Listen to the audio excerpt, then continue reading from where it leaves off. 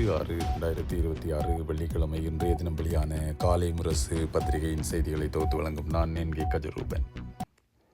செம்மணி மனித புதைகுழியில் இதுவரை 283 எலும்புக்கூடுகள், நேற்றும் குழந்தைகளின் எச்சங்கள் உட்பட 8 எலும்புக்கூடுகள் அடையாளம் என்ற பிரதான தலைப்புச் செய்தியோடு இன்றைய காலை முரசு பத்திரிகை வெளியாகி இருக்கிறது.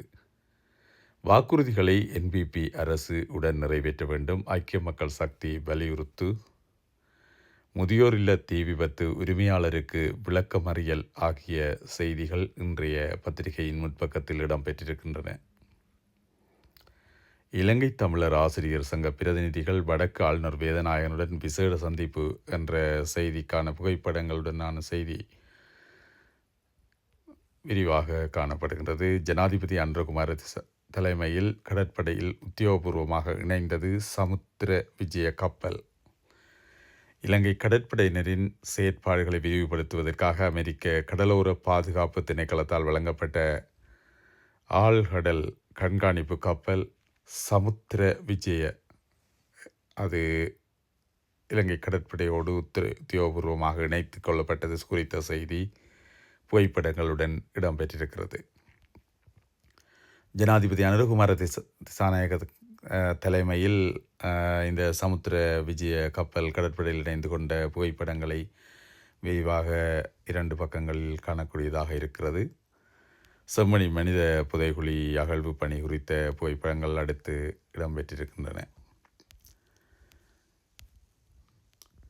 நீதியரசர்களின் ஓய்வு பெறும் வயதை அதிகரிக்கும் திட்டத்தை கைவிடுமாறு ஜனாதிபதியிடம் கோரிக்கை என்ற செய்தி அடுத்து காணப்படுகிறது. உயர்நீதிமன்றம் மற்றும் மேல்முறையீட்டு நீதிமன்ற நீதியரசர்களின் ஓய்வு பெறும் வயதை அதிகரிப்பதற்காக கொண்டுவரப்பட உள்ளதாக கூறப்படும் முன்மொழிவுகளை கைவிடுமாறு கொழும்பு மேல்நீதிமன்ற சட்டத்தரணிகள் சங்கம் ஜனாதிபதி அனுரகுமார திசாநாயக்கவிடம் அவசர கோரிக்கையினை முன்வைத்திருப்பதாக அது குறித்த விரிவான செய்தி தொடர்கிறது.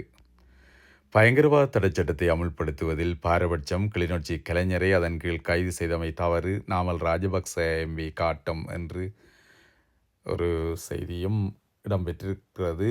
அசாத் மௌலானாவின் வாக்குமூலத்தை நம்பி விசாரணை, ஈஸ்டர் தாக்குதலின் உண்மை வெளிவராது, இப்படி கூறுகிறது மொட்டு கட்சி. தியாகியன் தினம் என்ற தலைப்பில் இன்றைய ஆசிரியர் தினம் ஆசிரியர் தலையங்கம் இடம்பெற்றிருக்கிறது. அது சிவகுமாரன் அவர்களுடைய நினைவை மீட்டுவதாக, பொன் சிவகுமாரன் அவர்களுடைய நினைவை மீட்டுவதாக அமைந்திருக்கின்றது. உலகப் போரை காட்டி அரசு தப்பிக்க முடியாது, முஜிபுர் ரஹ்மான் எம்பி சாடல். பொருளையில் வெட்டி காயப்படுத்தப்பட்ட நபர் சிகிச்சை பலனின்றி பரிதாப மரணம், தனிப்பட்ட தகராறால் ஏற்பட்ட கொடூரம் என்று அந்த செய்தி தொடர்ந்து காணப்படுகின்றது. உலக சுற்றுச்சூழல் தினம் ஜூன் மாதம் 5ஆம் திகதி. பசுமை அழிந்தால் மனிதமை அழியும், உலக சுற்றுச்சூழல் தினம் சொல்லும் எச்சரிக்கை இது. இந்த செய்தியோடு ஒரு கட்டுரை வெளிவந்திருக்கின்றது. அந்த கட்டுரையினை எழுதியவர் மின்மினி மின்ஹா, ஆசிய நாடுகளின் இளம் சுற்றுச்சூழல் விருது பெற்ற ஒரு எழுத்தாளர். அவருடைய அந்த பத்தி 2 பக்கங்களில் பத்திரிகையில் இடம்பெற்றிருக்கிறது.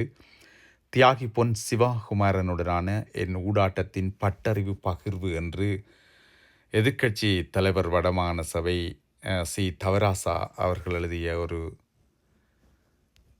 பத்தியும் இன்றைய பத்திரிகையில் இடம்பெற்றிருக்கிறது. 5000 பரதநாட்டிய கலைஞர்கள் பங்கேற்கும் சங்கமம் 2026 நிகழ்ச்சி ஜூன் 14ஆம் தேதி கொழும்பு காலிமுகத்திடலில் பிரமாண்டமாக நடக்கும் என்ற செய்தியோடு புகைப்படங்களும் இடம்பெற்றிருக்கின்றன. தவிசாளருக்குரிய ஆசனம் வழங்கப்படவில்லை, சுட்டிக்காட்டிய சாணக்கியன் அதிருப்தி தெரிவிப்பு. மண்முனைப்பற்று பிரதேச செயலக ஒருங்கிணைப்பு குழு கூட்டத்தில் இந்த சம்பவம் இடம்பெற்றிருக்கிறது. அதிக பெறுமதியான குஷ் போதைப் பொருள்கள் நாகர்கோவில் கிழக்கு காட்டுப்பகுதியில் மீட்பு. முளிப்பொத்தானையில் நேற்று 3 வாகனங்கள் மோதி விபத்து என்ற செய்தியும் அந்த விபத்து குறித்த புகைப்படங்களும் இடம்பெற்றிருக்கின்றன. சங்கிலிய மன்னனின் 407வது சிரார்த்த தினத்தை முன்னிட்டு யாழ் நல்லூரில் நாளை பல்வேறு நிகழ்வுகளுக்கு ஏற்பாடு என்ற செய்தி அடுத்து இடம்பெற்றிருக்கிறது. 2ஆம் சங்கிலிய மன்னனின் 407வது சிரார்த்த தினத்தை முன்னிட்டு யாழ்ப்பாணத்தில் அமைந்துள்ள சங்கிலிய மன்னன் அரண்மனையில் பல்வேறு நிகழ்வுகள் இடம்பெற உள்ளன என்று சங்கிலிய மன்னன் அறக்கட்டளையின் செயலாளர் சிவ தொண்டர் ஸ்ரீந்திரன் தெரிவித்தார். நேற்று வியாழக்கிழமை யாழ்ப்பாணத்தில் இடம்பெற்ற ஊடகவியலாளர் சந்திப்பின் போது அவர் இவ்வாறு தெரிவித்தார். அவர் மேலும் தெரிவிக்கையில், சைவத்தையும் தமிழையும் வளர்ப்பதற்கு அரும்பாடுபட்ட இரண்டாம் சங்கிலிய மன்னனின் சிரார்த்த தினத்தை 7 வருடங்களாக செய்து வருகிறோம். அந்த வகையில் நாளை 6ஆம் திகதி சனிக்கிழமை காலை 9 மணிக்கு யாழ் நல்லூர் பகுதியில் அமைந்துள்ள சங்கிலிய மன்னனின் சிலைக்கு மலர் மாலை அணிவிக்கும் நிகழ்வு இடம்பெறும். அதனைத் தொடர்ந்து ஜமுனா ஏரிக்கு ஊர்வலமாக சென்று பூசை வழிபாடுகள் இடம்பெற்று பின்னர் சங்கிலிய மன்னனின் அரண்மனையில் நிகழ்வுகள் ஆரம்பமாகும். இம்முறை விசேடமாக சங்கிலிய மன்னனின் வாழ்க்கை வரலாற்றை கண்காட்சியாக நடத்துவதற்கு திட்டமிடப்பட்டுள்ளது. இந்த நிகழ்வில் சைவ அடியார்கள் அனைவரும் பங்கு கொள்ளுமாறு கேட்டுக்கொள்கிறோம் என்று அவர் தெரிவித்தார் என்று அந்த செய்தி குறிப்பு தொடர்ந்து காணப்படுகின்றது. மத்திய மலைநாட்டில் நுவரேலியா மாவட்டத்தில் நேற்று முன்தினம் மதியம் தொடக்கம் கனமழை.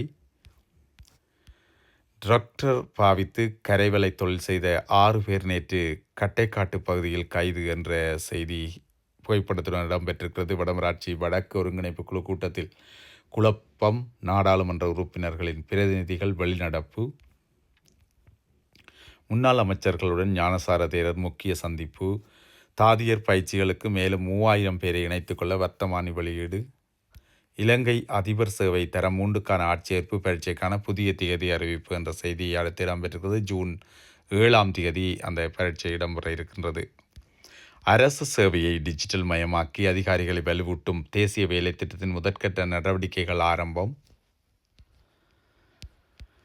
போக்குவரத்து சபை ஊழியர்களின் போலி மருத்துவ சான்றிதழ் மோசடி விசாரணை ஆரம்பம். சட்டவிரோத மீன்பிடியில் ஈடுபட்ட 44 கடற்படையினரால் கைது என்ற செய்தி அடுத்து இடம்பெற்றிருக்கிறது. முதல்வர் விஜய் தலைமையில் அமைச்சரவை இன்று கூடுகிறது என்ற செய்தியும் இன்றைய பத்திரிகையில் தமிழக செய்தியாக இடம்பெற்றிருக்கிறது. தமிழகத்திலிருந்து காங்கிரஸ் சார்பில் மாநிலங்களவை எம்பி ஆகிறார் பிரவீன். அமெரிக்கா இஸ்ரேலுக்கு ஈரான் தீர்க்கமான அடியை கொடுத்துள்ளது. உச்ச தலைவர் மொஜ்தபா கமேனி தெரிவிப்பு. நள்ளிரவில் காசா மீது இஸ்ரேல் நடத்திய வான்வழி தாக்குதலில் 9 பேர் உயிரிழப்பு என்ற செய்தி புகைப்படத்துடன் இடம்பெற்றிருக்கிறது.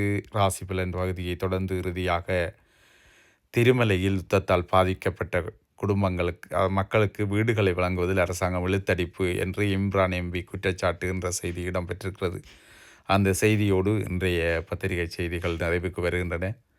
மீண்டும் ஒரு பத்திரிகை செய்திகளோடு உங்களை சந்திக்கும் வரை அன்பு வணக்கம் கூறி விடைபெறும் நான் கஜரூபன். வணக்கம் நேயர்களே.